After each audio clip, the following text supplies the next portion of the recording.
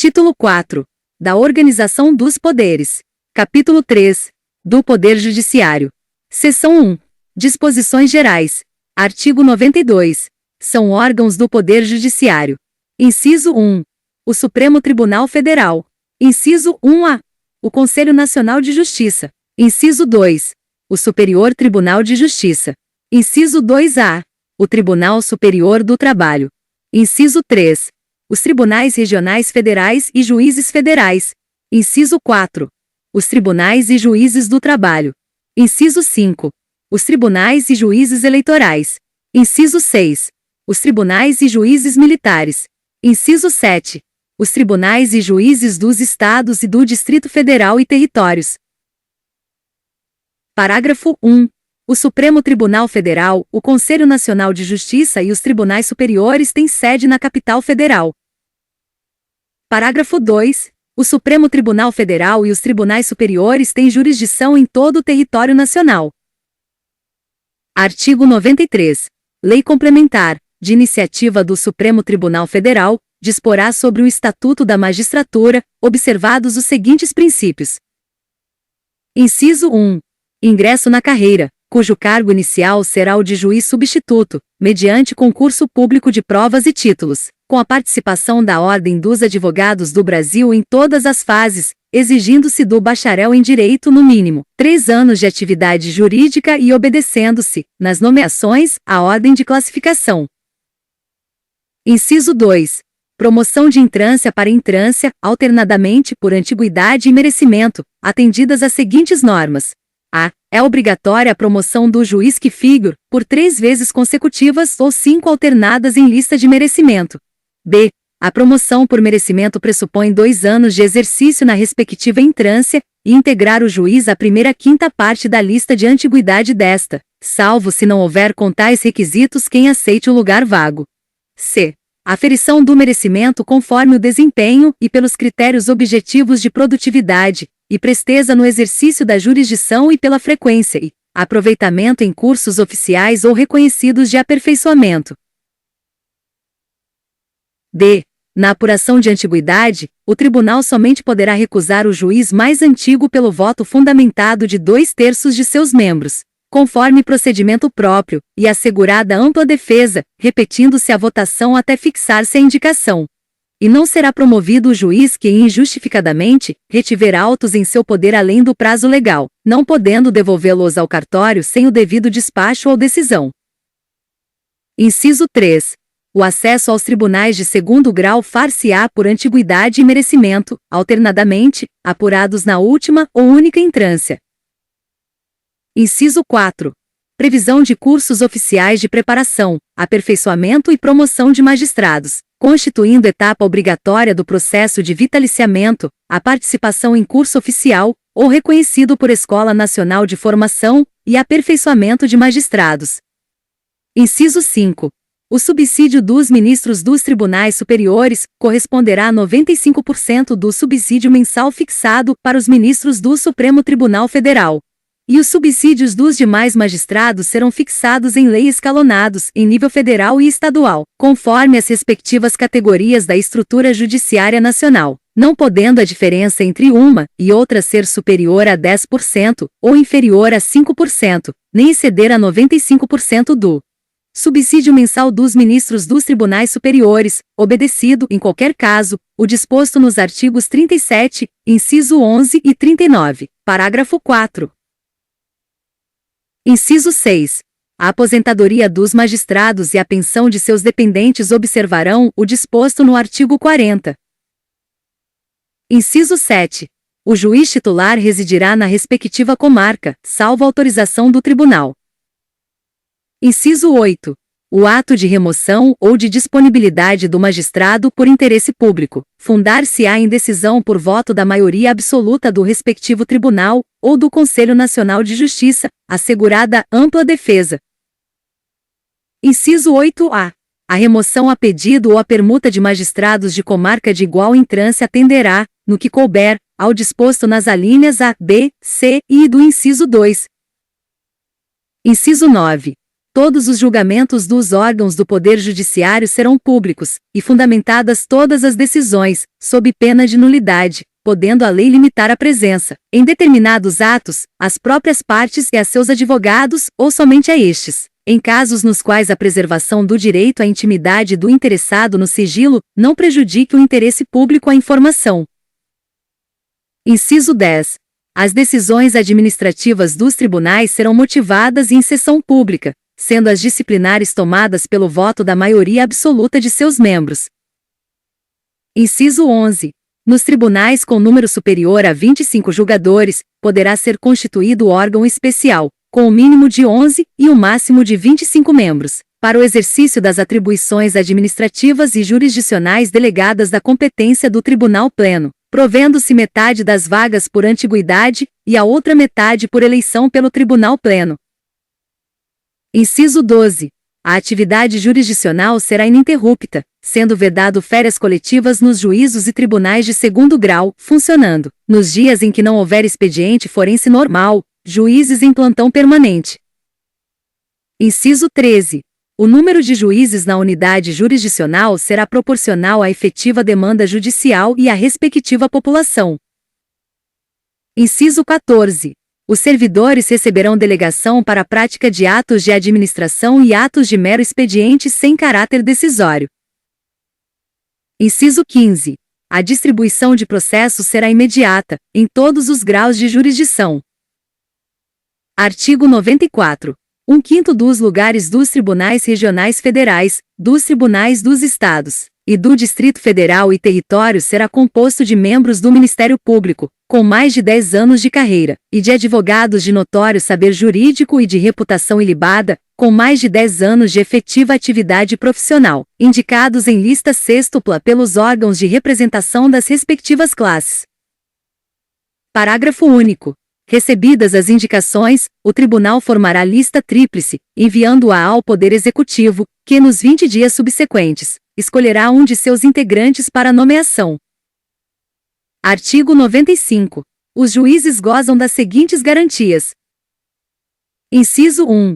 Vitaliciedade, que no primeiro grau só será adquirida após 2 anos de exercício, dependendo a perda do cargo, nesse período, de deliberação do tribunal a que o juiz estiver vinculado, e nos demais casos, de sentença judicial transitada em julgado. Inciso 2. Inamovibilidade, salvo por motivo de interesse público, na forma do artigo 93, inciso 8. Inciso 3. Irredutibilidade de subsídio, ressalvado o disposto nos artigos 37, incisos 10 e 11, 39, parágrafo 4, 150, inciso 2, 153, inciso 3, e 153, parágrafo 2, inciso 1. Parágrafo único. Aos juízes é vedado. Inciso 1. Exercer, ainda que em disponibilidade, outro cargo ou função, salvo uma de magistério. Inciso 2. Receber, a qualquer título ou pretexto, custas ou participação em processo. Inciso 3. Dedicar-se à atividade político-partidária. Inciso 4. Receber, a qualquer título ou pretexto, auxílios ou contribuições de pessoas físicas, entidades públicas ou privadas, ressalvadas as exceções previstas em lei. Inciso 5. Exercer a advocacia no juízo ou tribunal do qual se afastou, antes de decorridos 3 anos do afastamento do cargo por aposentadoria ou exoneração. Artigo 96. Compete privativamente. Inciso 1. Aos tribunais. A. Eleger seus órgãos diretivos e elaborar seus regimentos internos, com observância das normas de processo e das garantias processuais das partes, dispondo sobre a competência e o funcionamento dos respectivos órgãos jurisdicionais e administrativos. B. Organizar suas secretarias e serviços auxiliares e os dos juízos que lhes forem vinculados, velando pelo exercício da atividade correcional respectiva. C. Prover na forma prevista nesta Constituição, os cargos de juiz de carreira da respectiva jurisdição. D. Propor a criação de novas varas judiciárias. E prover, por concurso público de provas, ou de provas e títulos, obedecido o disposto no artigo 169, parágrafo único, os cargos necessários à administração da Justiça, exceto os de confiança assim definidos em lei.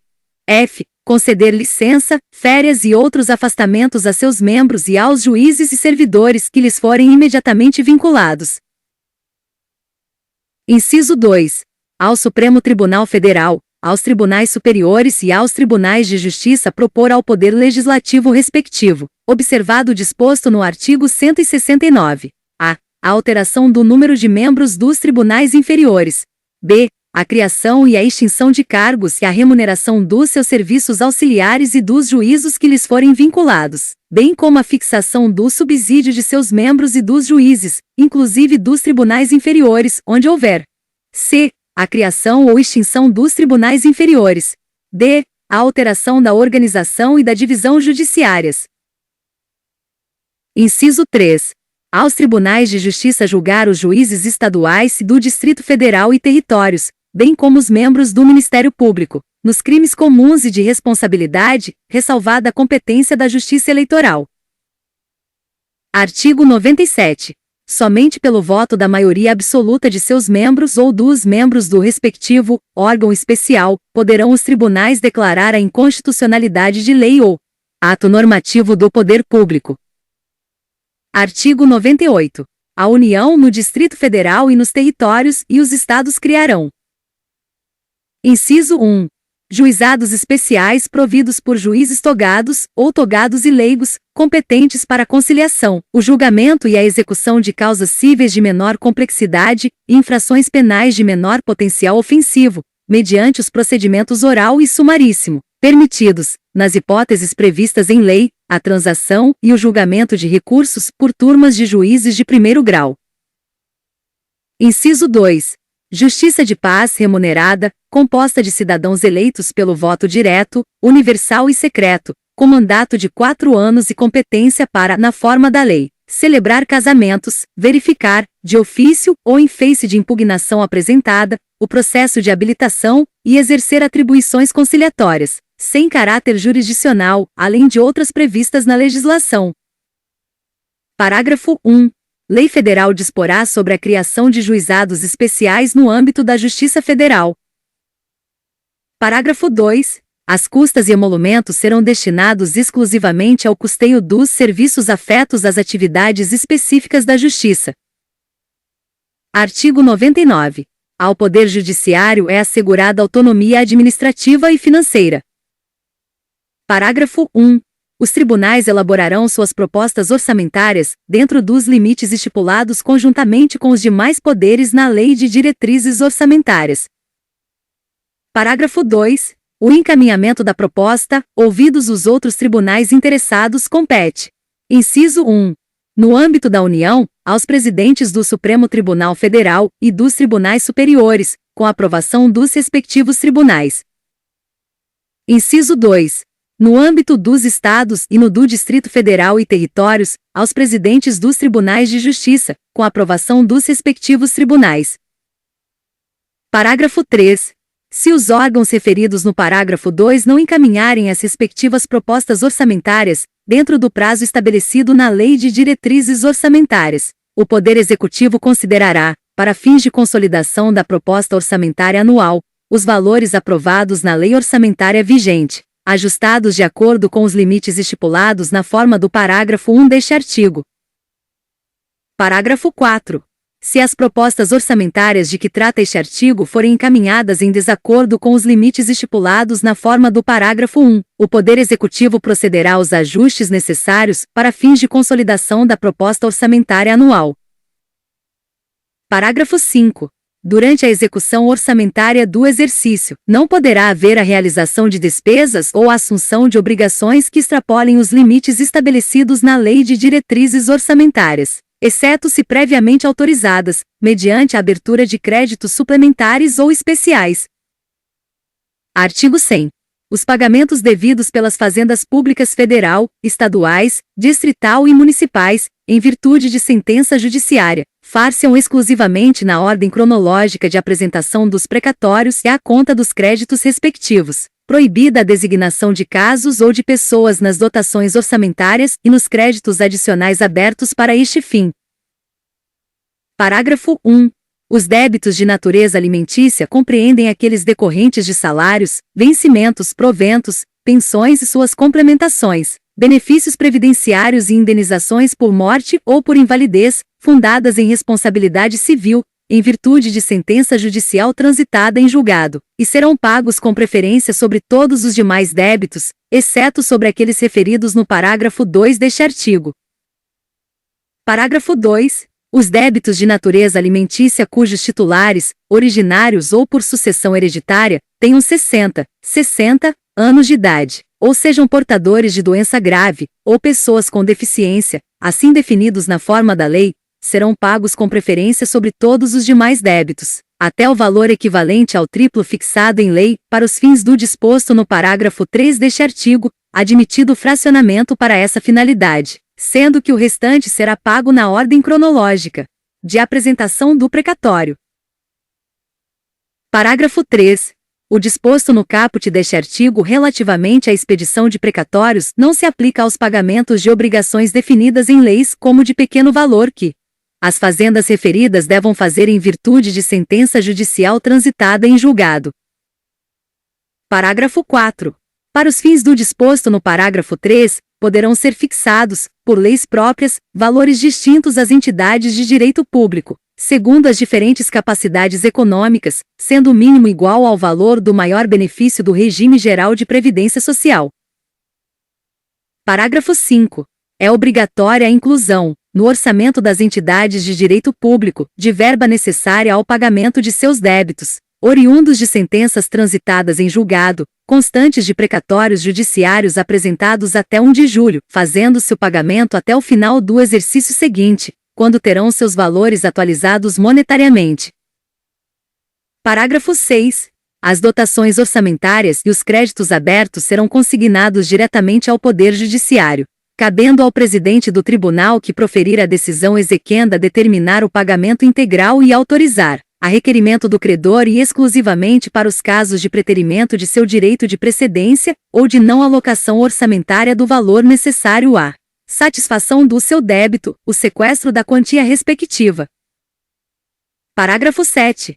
O presidente do tribunal competente que, por ato comissivo ou omissivo, retardar ou tentar frustrar a liquidação regular de precatório, incorrerá em crime de responsabilidade e responderá também perante o Conselho Nacional de Justiça.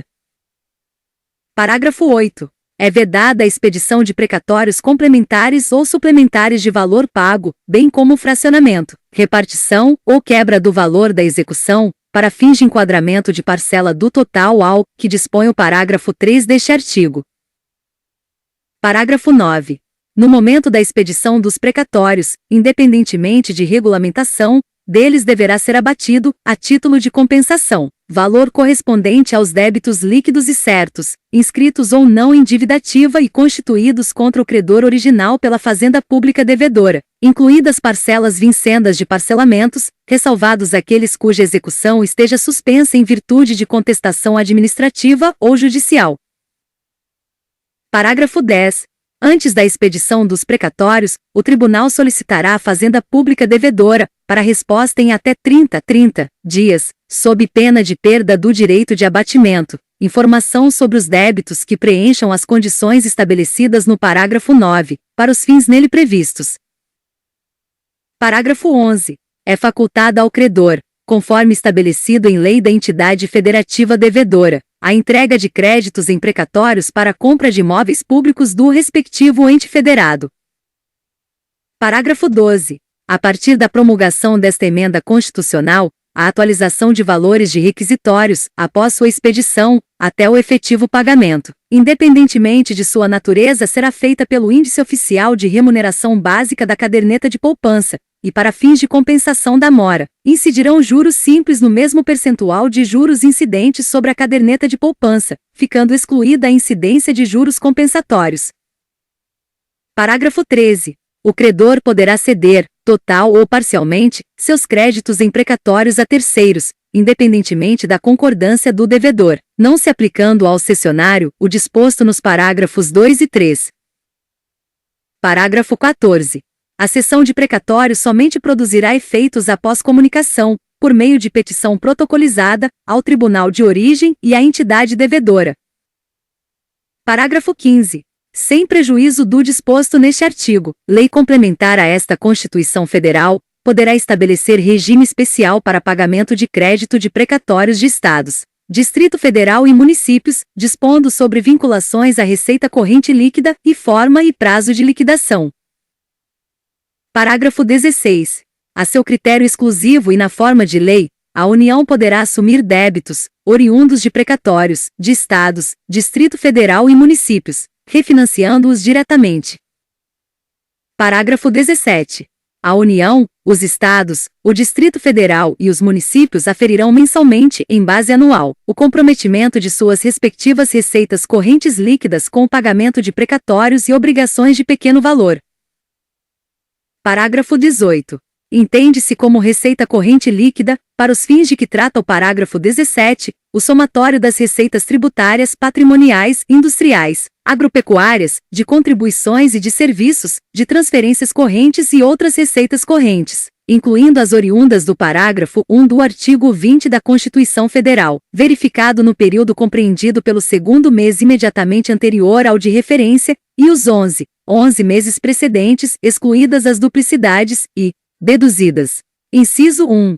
Na União, as parcelas entregues aos Estados, ao Distrito Federal e aos municípios por determinação constitucional.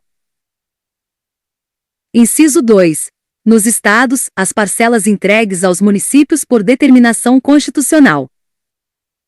Inciso 3. Na União, nos Estados, no Distrito Federal e nos municípios, a contribuição dos servidores para custeio de seu sistema de previdência e assistência social, e as receitas provenientes da compensação financeira referida no parágrafo 9 do artigo 201 da Constituição Federal.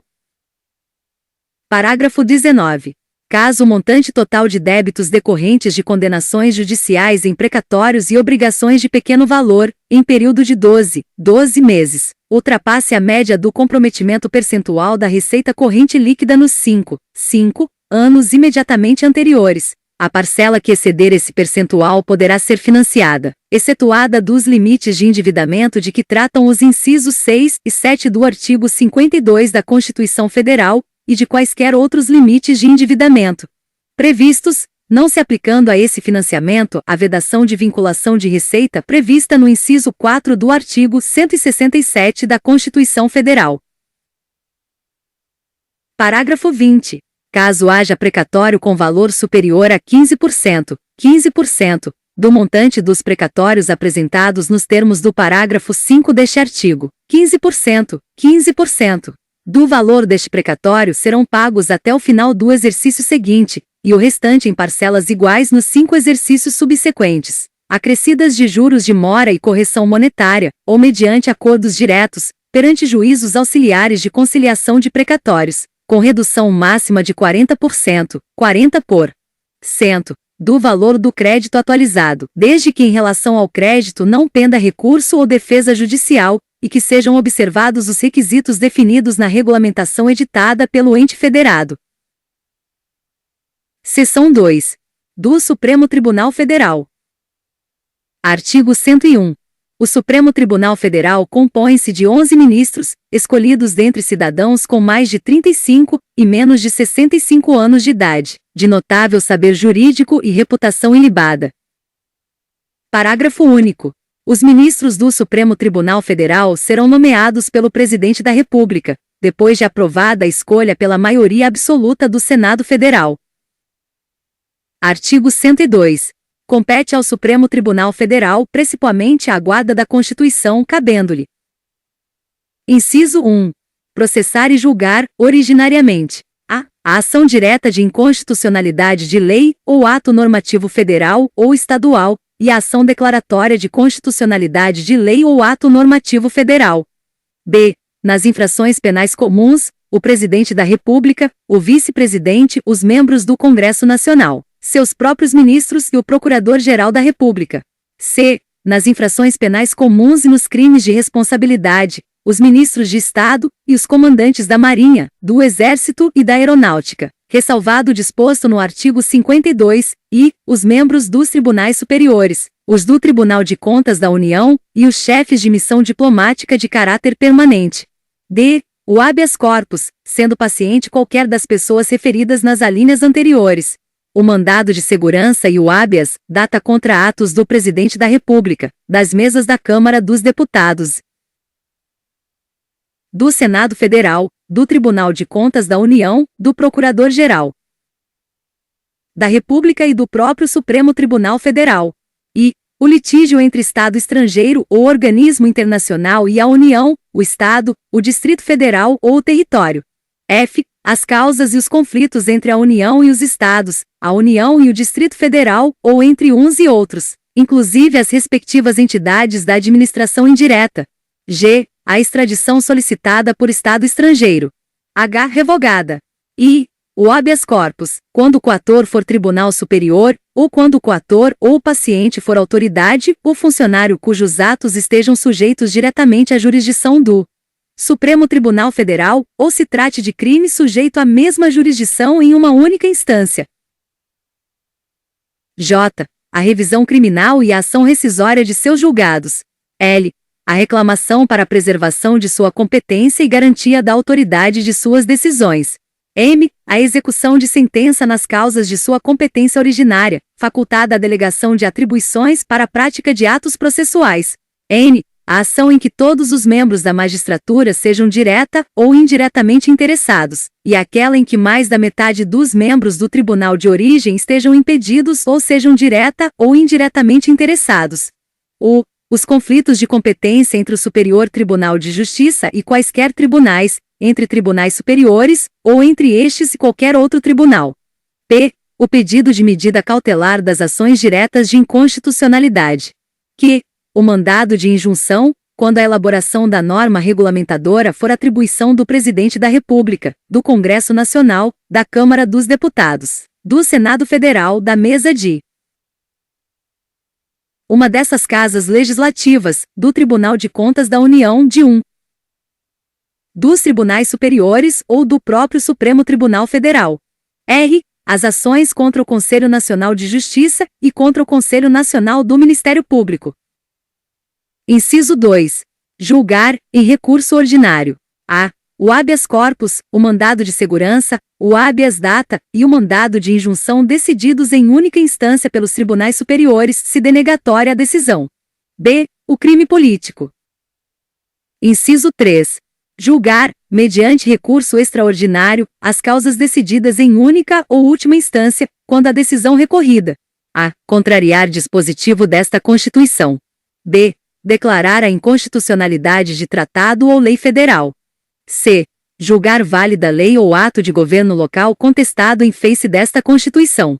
D. Julgar válida lei local contestada em face de lei federal.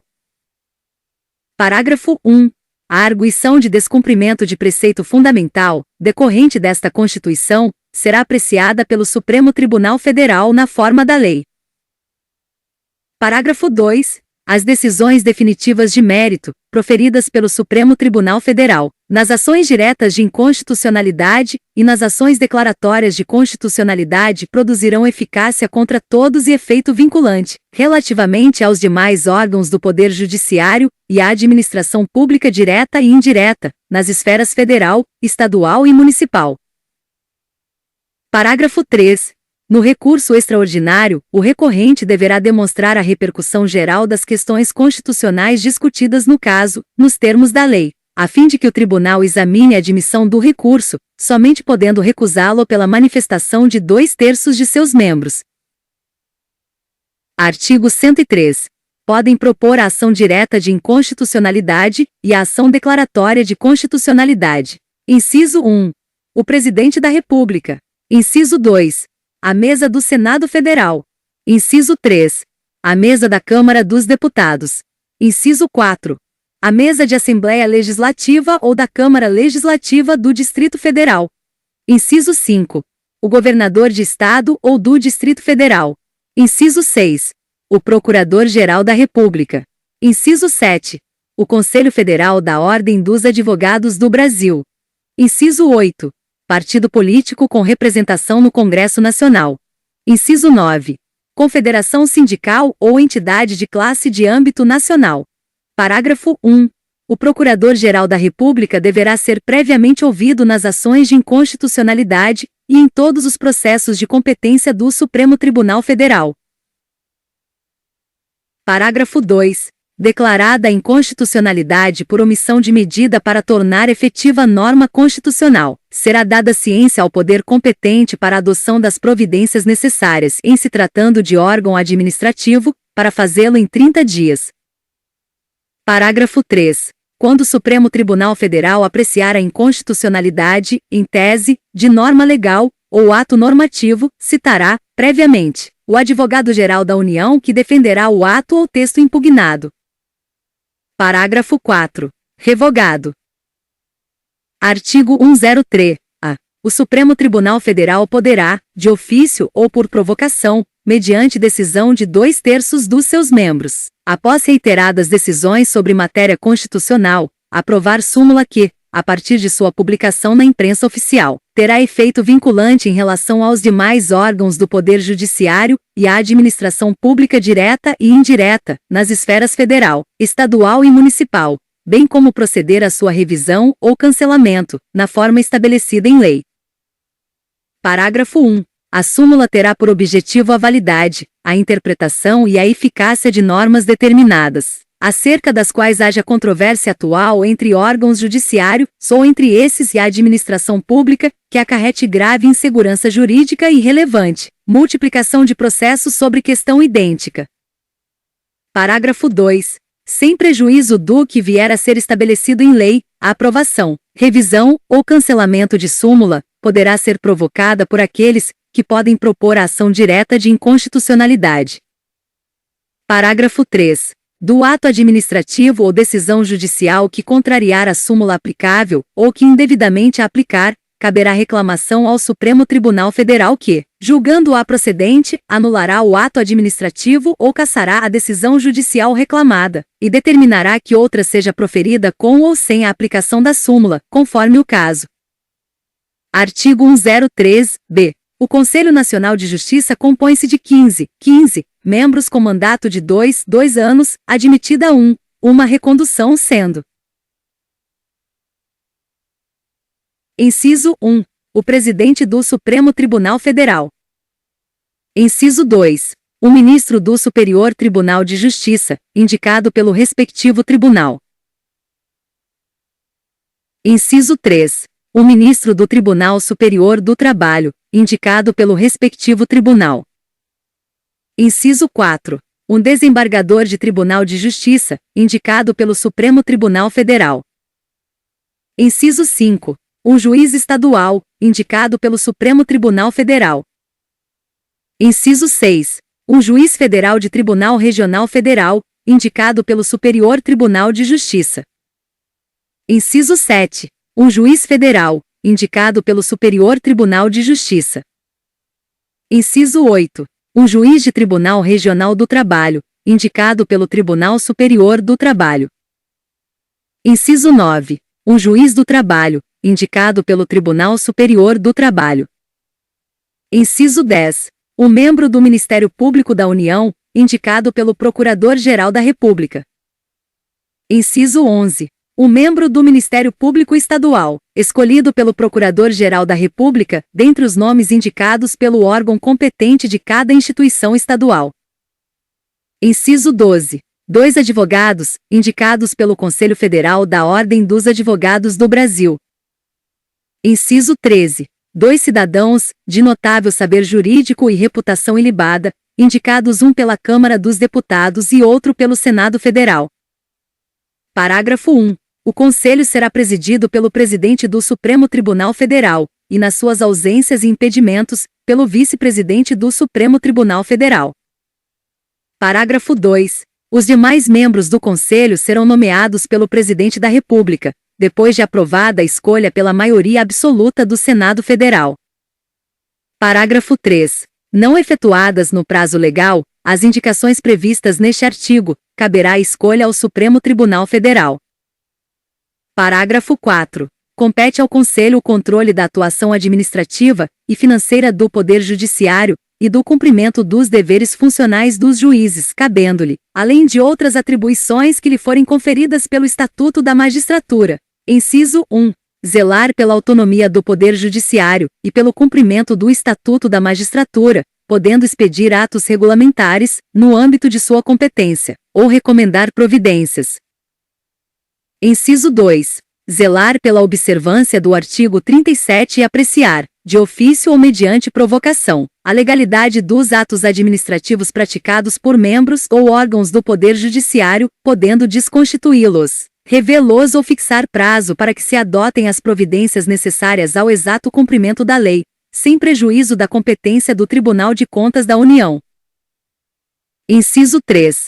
Receber e conhecer das reclamações contra membros ou órgãos do Poder Judiciário, inclusive contra seus serviços auxiliares, serventias e órgãos prestadores de serviços notariais de registro que atuem por delegação do poder público ou oficializados, sem prejuízo da competência disciplinar e correicional dos tribunais, podendo avocar processos disciplinares em curso, determinar a remoção ou a disponibilidade e aplicar outras sanções administrativas, assegurada ampla defesa.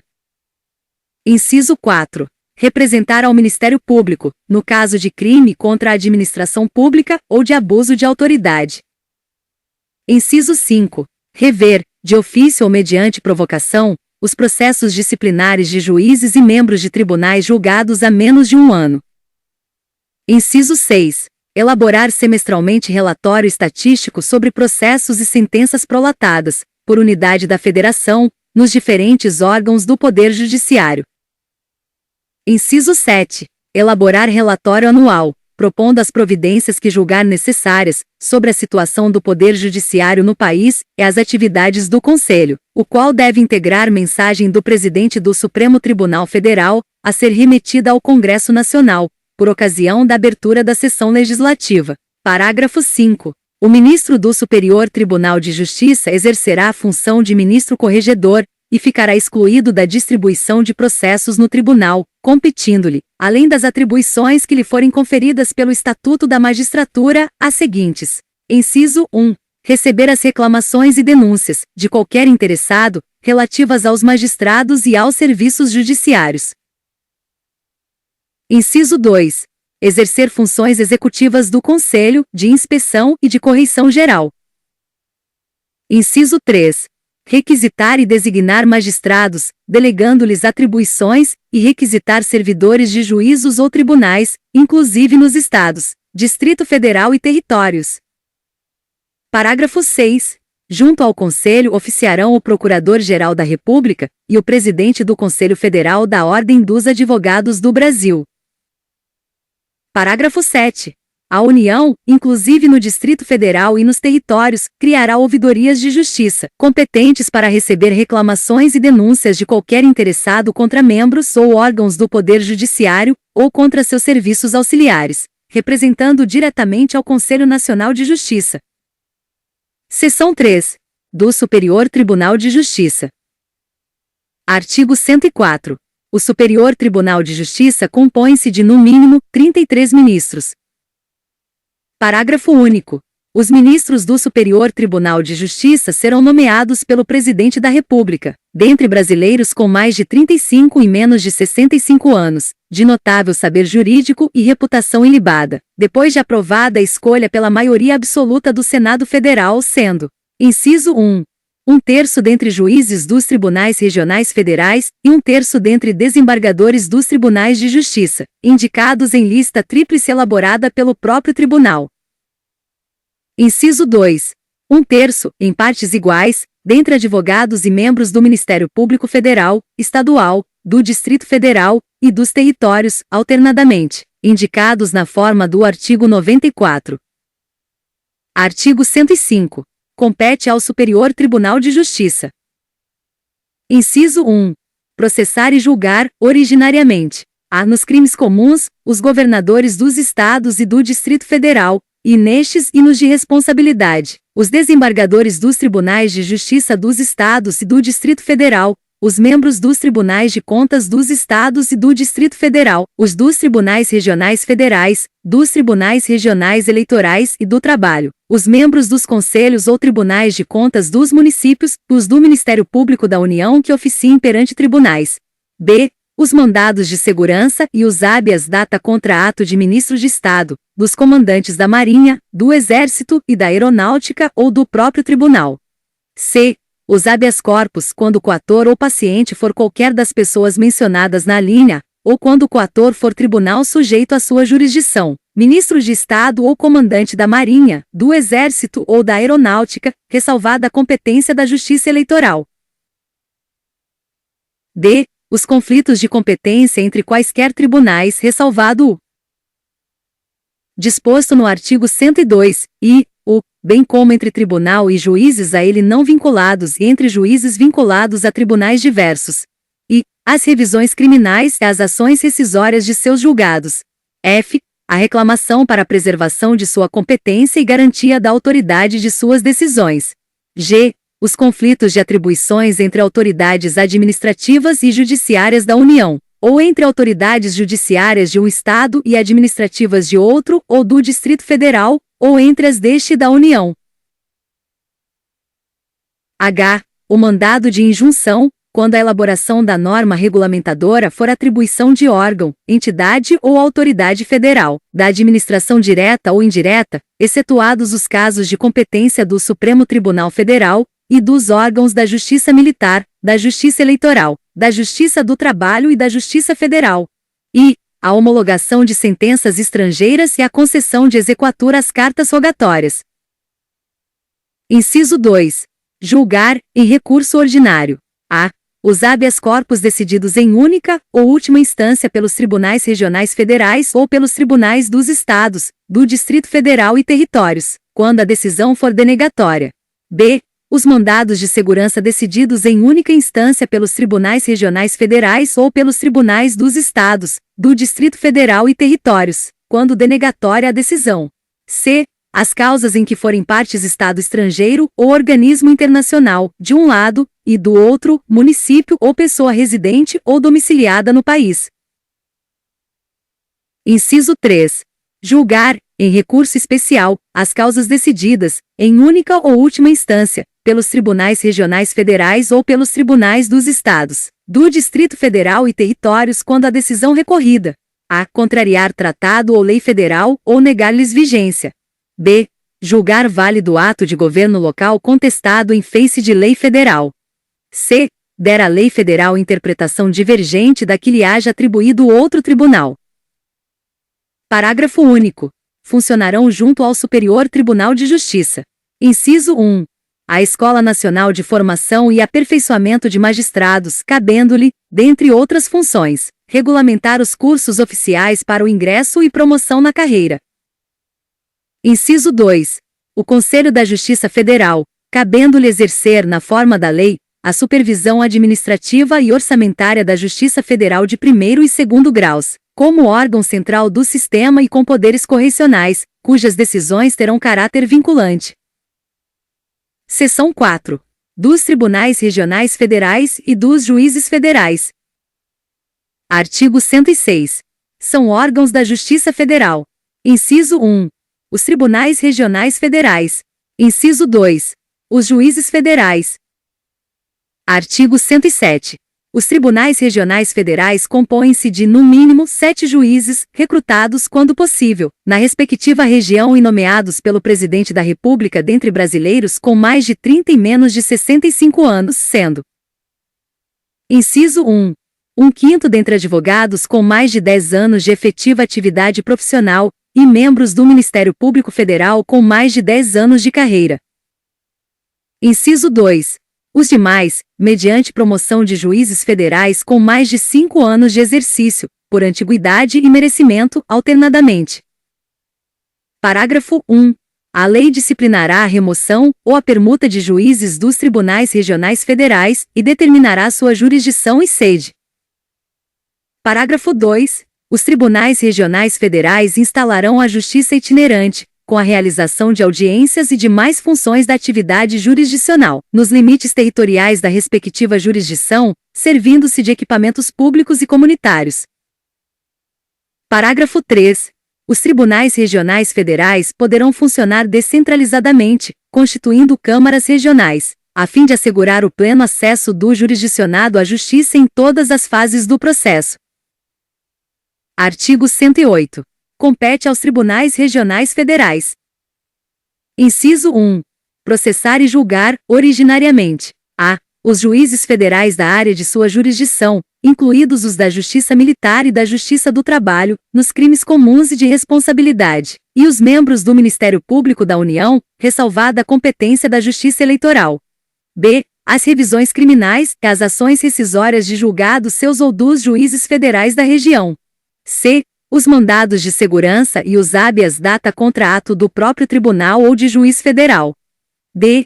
Os habeas corpus quando a autoridade coatora for juiz federal. E os conflitos de competência entre juízes federais vinculados ao tribunal. Inciso 2. Julgar, em grau de recurso, as causas decididas pelos juízes federais e pelos juízes estaduais no exercício da competência federal da área de sua jurisdição. Artigo 109. Aos juízes federais compete processar e julgar. Inciso 1. As causas em que a União, entidade autárquica ou empresa pública federal forem interessadas na condição de autoras, rés, assistentes ou oponentes, exceto as de falência, as de acidentes de trabalho e as sujeitas à Justiça Eleitoral e à Justiça do Trabalho. Inciso 2. As causas entre Estado estrangeiro ou organismo internacional e município ou pessoa domiciliada ou residente no país. Inciso 3. As causas fundadas em tratado ou contrato da União com Estado estrangeiro ou organismo internacional. Inciso 4.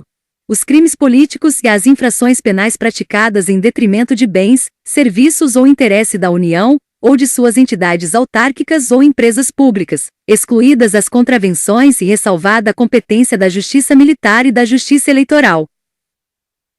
Inciso 5. Os crimes previstos em tratado ou convenção internacional, quando, iniciada a execução no país, o resultado tenha ou devesse ter ocorrido no estrangeiro, ou reciprocamente. Inciso 5-A. As causas relativas a direitos humanos a que se refere o parágrafo 5 deste artigo. Inciso 6. Os crimes contra a organização do trabalho, e nos casos determinados por lei, contra o sistema financeiro e a ordem econômico-financeira. Inciso 7. Os habeas corpus, em matéria criminal de sua competência, ou quando o constrangimento provier de autoridade cujos atos não estejam diretamente sujeitos a outra jurisdição. Inciso 8. Os mandados de segurança e os habeas data contra ato de autoridade federal, excetuados os casos de competência dos tribunais federais. Inciso 9. Os crimes cometidos a bordo de navios ou aeronaves, ressalvada a competência da Justiça Militar. Inciso 10. Os crimes de ingresso ou permanência irregular de estrangeiro, a execução de carta rogatória, após o exequatur, e de sentença estrangeira, após a homologação. As causas referentes à nacionalidade, inclusive a respectiva opção e a naturalização. Inciso 11. A disputa sobre direitos indígenas. Parágrafo 1. As causas em que a União for autora serão aforadas na seção judiciária, onde tiver domicílio a outra parte.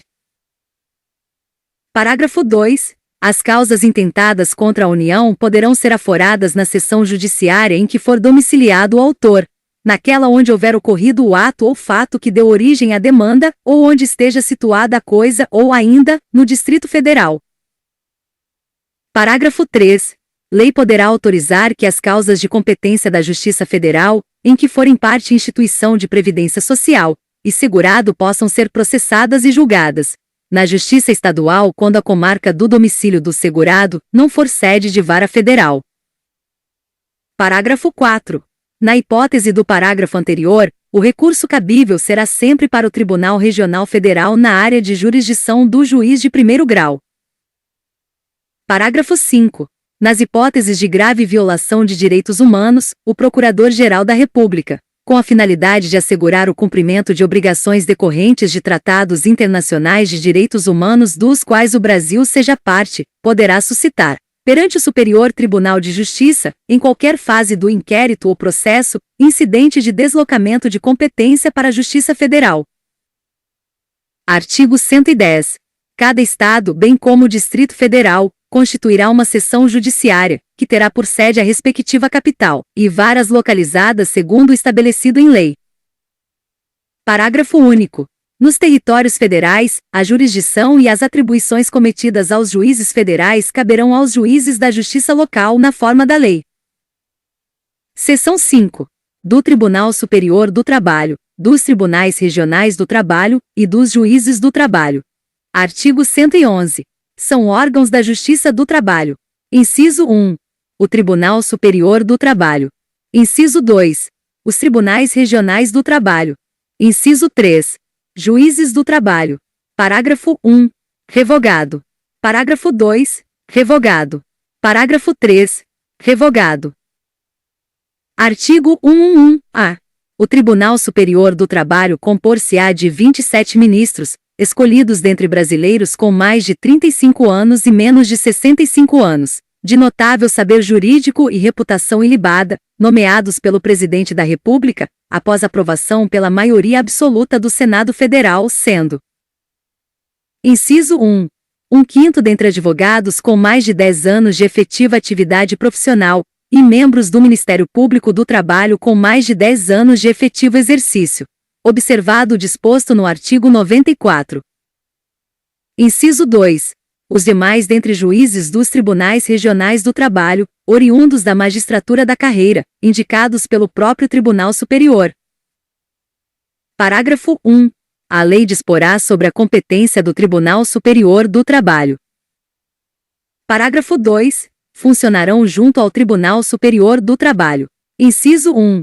A Escola Nacional de Formação e Aperfeiçoamento de Magistrados do Trabalho, cabendo-lhe, dentre outras funções, regulamentar os cursos oficiais para o ingresso e promoção na carreira.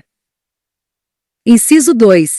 O Conselho Superior da Justiça do Trabalho, cabendo-lhe exercer, na forma da lei, a supervisão administrativa, orçamentária, financeira e patrimonial da Justiça do Trabalho de primeiro e segundo graus, como órgão central do sistema, cujas decisões terão efeito vinculante. Parágrafo 3. Compete ao Tribunal Superior do Trabalho processar e julgar, originariamente, a reclamação para preservação de sua competência e garantia da autoridade de suas decisões. Artigo 112. A lei criará varas da Justiça do Trabalho, podendo, nas comarcas não abrangidas por sua jurisdição, atribuí-la aos juízes de direito, com recurso para o respectivo Tribunal Regional do Trabalho. Artigo 113. A lei disporá sobre a constituição, investidura, jurisdição, competência, garantias e condições de exercício dos órgãos da Justiça do Trabalho. Artigo 114. Compete à Justiça do Trabalho processar e julgar. Inciso 1. As ações oriundas da relação de trabalho, abrangidos os entes de direito público externo e da administração pública direta e indireta da União, dos Estados, do Distrito Federal e dos municípios. Inciso 2. As ações que envolvam o exercício do direito de greve. Inciso 3. As ações sobre representação sindical, entre sindicatos e trabalhadores, e entre sindicatos e empregadores. Inciso 4. Os mandados de segurança, habeas corpus e habeas data, quando o ato questionado envolver matéria sujeita à sua jurisdição. Inciso 5. Os conflitos de competência entre órgãos com jurisdição trabalhista, ressalvado o disposto no artigo 102, inciso 1, alínea U. Inciso 6. As ações de indenização por dano moral ou patrimonial, decorrentes da relação de trabalho. Inciso 7. As ações relativas às penalidades administrativas impostas aos empregadores pelos órgãos de fiscalização das relações de trabalho. Inciso 8. A execução de ofício das contribuições sociais previstas no artigo 195, inciso 1, alínea A, e inciso 2, e seus acréscimos legais, decorrentes das sentenças que proferir. Inciso 9. outras controvérsias decorrentes da relação de trabalho, na forma da lei. Parágrafo 1. Frustrada a negociação coletiva, as partes poderão eleger árbitros. Parágrafo 2. Recusando-se qualquer das partes à negociação coletiva ou à arbitragem, é facultado às mesmas, de comum acordo, ajuizar dissídio coletivo de natureza econômica, podendo a Justiça do Trabalho decidir o conflito, respeitadas as disposições mínimas legais de proteção ao trabalho, bem como as convencionadas anteriormente. Parágrafo 3. Em caso de greve em atividade essencial, com possibilidade de lesão do interesse público, o Ministério Público do Trabalho poderá ajuizar dissídio coletivo, competindo à Justiça do Trabalho decidir o conflito. Artigo 115. Os tribunais regionais do trabalho compõem-se de, no mínimo, 7 juízes, recrutados, quando possível na respectiva região, e nomeados pelo Presidente da República dentre brasileiros com mais de 30 e menos de 65 anos, sendo: Inciso 1. 1/5 dentre advogados com mais de 10 anos de efetiva atividade profissional, e membros do Ministério Público do Trabalho com mais de 10 anos de efetivo exercício. Observado o disposto no artigo 94. Inciso 2. Os demais, mediante promoção de juízes do trabalho por antiguidade e merecimento, alternadamente. Parágrafo 1. Os tribunais regionais do trabalho instalarão a justiça itinerante, com a realização de audiências e demais funções de atividade jurisdicional, nos limites territoriais da respectiva jurisdição, servindo-se de equipamentos públicos e comunitários. Parágrafo 2. Os tribunais regionais do trabalho poderão funcionar descentralizadamente, constituindo câmaras regionais, a fim de assegurar o pleno acesso do jurisdicionado à justiça em todas as fases do processo. Artigo 116. Nas varas do trabalho, a jurisdição será exercida por um juiz singular. Parágrafo único. Revogado. Artigo 117. Revogado. Seção 6. Dos tribunais e juízes eleitorais. Artigo 118. São órgãos da Justiça Eleitoral. Inciso 1. O Tribunal Superior Eleitoral. Inciso 2. Os tribunais regionais eleitorais. Inciso 3. Os juízes eleitorais. Inciso 4. As juntas eleitorais. Artigo 119. O Tribunal Superior Eleitoral compor-se-á, no mínimo, de 7 membros, escolhidos. Inciso 1. Mediante eleição pelo voto secreto. A. 3 juízes dentre os ministros do Supremo Tribunal Federal. B. 2 juízes dentre os ministros do Superior Tribunal de Justiça. Inciso 2. Por nomeação do Presidente da República, 2 juízes dentre 6 advogados de notável saber jurídico e idoneidade moral, indicados pelo Supremo Tribunal Federal. Parágrafo único. O Tribunal Superior Eleitoral elegerá seu presidente, e o vice-presidente dentre os ministros do Supremo Tribunal Federal, e o corregedor eleitoral dentre os ministros do Superior Tribunal de Justiça. Artigo 120. Haverá um Tribunal Regional Eleitoral na capital de cada estado e no Distrito Federal. Parágrafo 1. Os tribunais regionais eleitorais compor-se-ão. Inciso 1. Mediante eleição pelo voto secreto. A. De 2 juízes dentre os desembargadores do Tribunal de Justiça. B. De 2 juízes, dentre juízes de direito, escolhidos pelo Tribunal de Justiça. Inciso 2.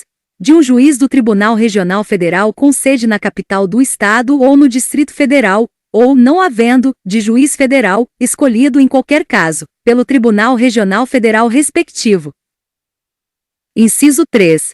Por nomeação pelo Presidente da República, de 2 juízes dentre 6 advogados de notável saber jurídico e idoneidade moral, indicados pelo Tribunal de Justiça. Parágrafo 2. O Tribunal Regional Eleitoral elegerá seu presidente e o vice-presidente dentre os desembargadores.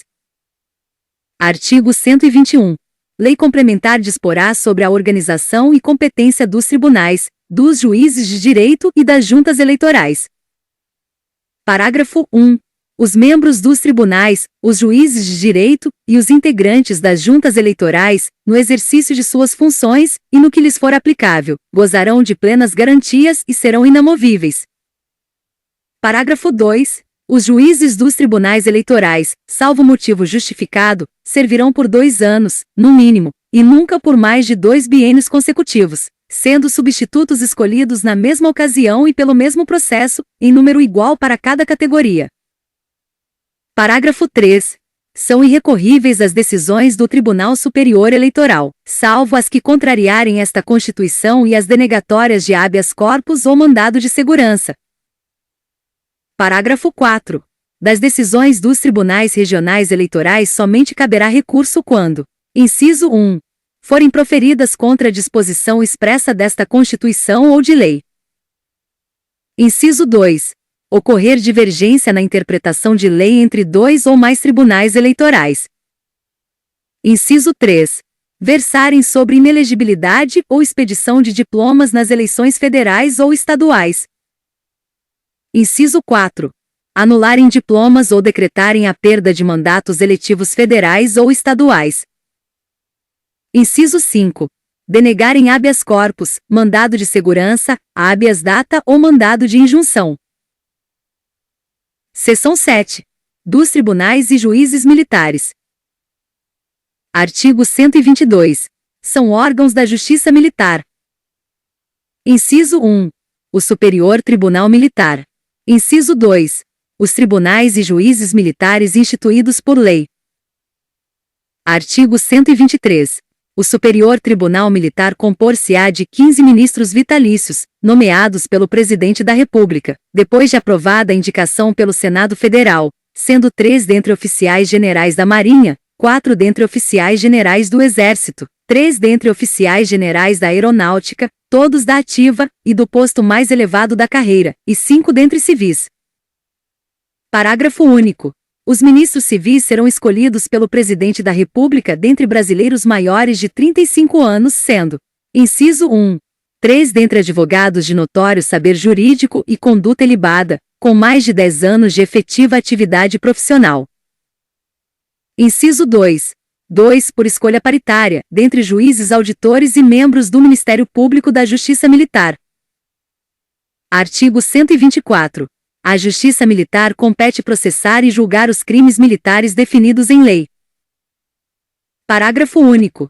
A lei disporá sobre a organização, o funcionamento e a competência da Justiça Militar. Seção 8. Dos tribunais e juízes dos Estados. Artigo 125. Os Estados organizarão sua justiça, observados os princípios estabelecidos nesta Constituição. Parágrafo 1. A competência dos tribunais será definida na Constituição do Estado, sendo a Lei de Organização Judiciária de iniciativa do Tribunal de Justiça. Parágrafo 2. Cabe aos Estados a instituição de representação de inconstitucionalidade de leis ou atos normativos estaduais ou municipais em face da Constituição Estadual, vedada a atribuição da legitimação para agir a um único órgão. Parágrafo 3. A lei estadual poderá criar, mediante proposta do Tribunal de Justiça, a Justiça Militar Estadual, constituída, em primeiro grau, pelos juízes de direito e pelos conselhos de justiça e em segundo grau pelo próprio Tribunal de Justiça, ou por Tribunal de Justiça Militar nos estados em que o efetivo militar seja superior a 20.000 integrantes. Parágrafo 4. Compete à Justiça Militar Estadual processar e julgar os militares dos estados, nos crimes militares definidos em lei, e as ações judiciais contra atos disciplinares militares, ressalvada a competência do júri quando a vítima for civil, cabendo ao tribunal competente decidir sobre a perda do posto e da patente dos oficiais e da graduação das praças. Parágrafo 5.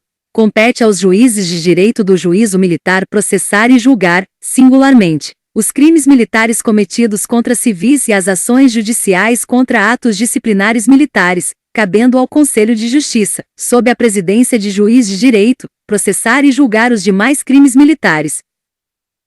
Parágrafo 6. O Tribunal de Justiça poderá funcionar descentralizadamente, constituindo câmaras regionais, a fim de assegurar o pleno acesso do jurisdicionado à justiça em todas as fases do processo. Parágrafo 7. O Tribunal de Justiça instalará a justiça itinerante, com a realização de audiências e demais funções da atividade jurisdicional, nos limites territoriais da respectiva jurisdição, servindo-se de equipamentos públicos e comunitários. Artigo 126. Para dirimir conflitos fundiários, o Tribunal de Justiça proporá a criação de varas especializadas, com competência exclusiva para questões agrárias. Parágrafo único. Sempre que necessário a eficiente prestação jurisdicional, o juiz far-se-á presente no local do litígio,